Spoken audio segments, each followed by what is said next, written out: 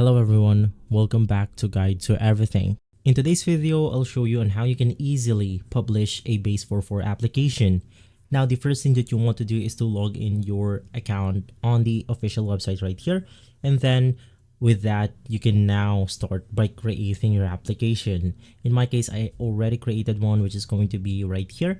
This is going to be the recent application section on which you can see your previous work. In my case, I'm going to head over or publish the tic-tac-toe game that I've made on Base44. To publish this application, it's extremely simple. Just head over to the publish button at the top right corner of your screen. It's going to be the black button right here. It's going to be white if you're on dark mode.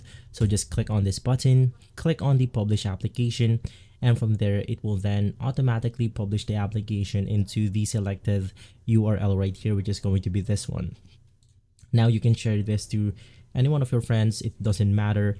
We can just copy this specific link right here. I'll open a new incognito or private tab and paste it onto the browser right here. And as you can see, we can now access it onto any browser, onto any device. If this video has been helpful, leave a like, subscribe, and follow Guide to Everything for more videos like this. Thanks for watching.